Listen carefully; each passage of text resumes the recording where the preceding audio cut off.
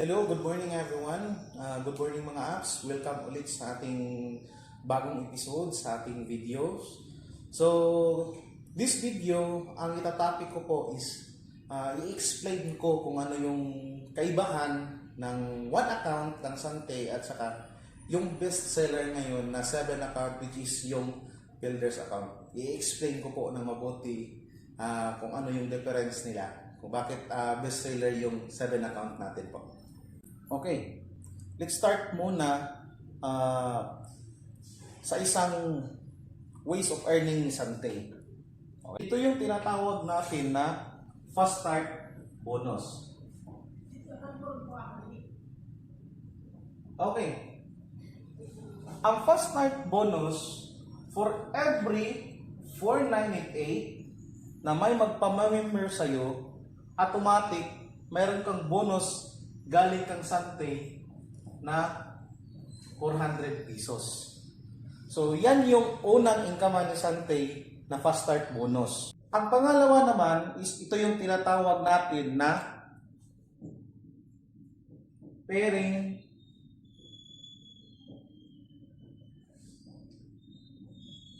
bonus. Ang kailangan mo lang po is dalawang tao. Dalawang tao lang po. Like example po, ikaw, nag-member ka, okay? Nag-4988 ka po, tapos, mayroon kang nakuha na nag-member din under your line, na bumili ng package na 4988. Okay. Automatic po niyan, pag once basahin po yan ng system, automatically po, mag-preparing yan, mayroon kang 500 pesos as your pairing bonus commission galing kang Sante. So, yan yung pangalawang income ni Sante. Pag-uusapan natin ngayon yung one account. Ang gagawin natin sample dito po is yung kung magkaroon ka ng invites or nag-member ng 8. So, let's start with the 4988 na account. Ito yung one account. Like example po, yung sabi natin kanina, for example po, mayroon kang 8. Okay? Na nag-member under your line. 1, 2, 3, 4, 5, 6, 7, 8. Meron kang 8 na nag-member sa iyo na bumili ng 4988. Each package nun, babayaran ka ni Sante ng 400 pesos. So, 8 times 400, meron kang kita sa sponsor bonus na 3,200. So, ngayon, ang sabi kasi ni Sante, pag mayroon kang tao sa yung left at saka sa yung right, okay? Automatically, mayroon yung pairing bonus na 500. Okay? 500. So ngayon, 1, 2, 3, 4. 4 times 500, mayroon kang kita sa pairing bonus na 2,000. So kung itutotal mo sila lahat po, in one account na binili mo na 4988, mayroon kang kita na 5,200. Yan yung magiging kita mo sa one account na mayroon kang 8 na napamember na bumili ng 4988. Klaro po ba? Okay? Okay mga apps. Ito naman, yung tinatawag natin na bestseller ni Sante, yung 7 account. Magkano po ba ang investment dito? Mayroon kang investment na ilalabas po na 15,988. Tapos, mayroon yung product na worth of 20,000. Okay? Mayroon yung worth of 20,000 na product na ibibigay sa iyo. So, ngayon, paano ba ang pagkita sa multiple account?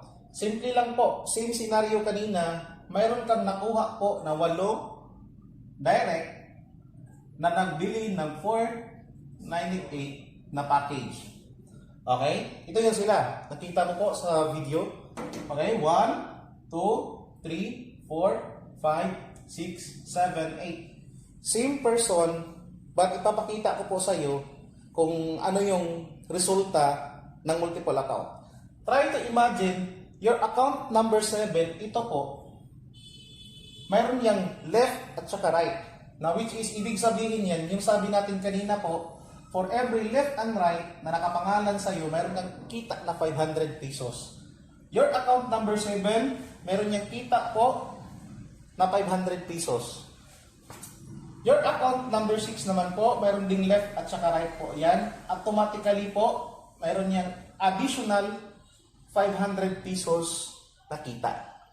Ngayon, yung account number 3 mo naman po, okay, itong account number 3 mo, meron din niyang kita. Tama? So, 500, 1,000. Yung account number 3 mo, meron kita po na 1,000. Ngayon, yung account number 5 mo, meron din yung left at saka right. Tama, ma'am? Sir? Mga apps? Okay, ngayon, meron yung 500. Yung account number 4 mo, meron din yung 500. Ang maganda niyan, yung account number 2 mo, meron din yung additional pairing bonus kasi meron din siyang left at saka right, which is meron siyang 1,000. Ang maganda niyan kasi yung min head mo merong left at saka right, now which is under yung 8. 500, 1,000, 1,500, and 2,000. So meron yan 2,000.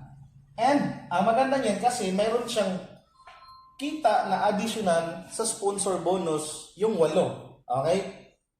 8 times 4, meron kang kita na 3,200. Kung itutotal mo po lahat ng income, aabot siya ng 9,200. Kanina, sa one account po, ang kita ko lang po kanina is 5,200. Dito, sa multiple account, sa 7 account, mayroon kang 9,200. Makikita nyo po yung difference, 4,000. Mayroon siyang difference po na 4,000, na which is, kung mag-start ka ng business sa Santay, mas maganda talaga mag-multiple account ka. Kasi, tingnan mo, same person, same effort yung nilabas mo, 8 tao nag-member sa'yo na 4,988 pero different result yung lalabas. Okay? Klaro po ba? Yun po yung explanation po natin sa multiple accounts versus one account kang Santay. Apps, yun lang. Maraming salamat. At least na-explain natin ng mabuti po sa inyo kung ano yung difference ng one account at saka ng multiple accounts. So, if gusto mo pa magkaroon ng other learnings about Santay business, feel free to follow more with our page, with our TikTok, and our YouTube channel. Thank you so much everyone. God bless.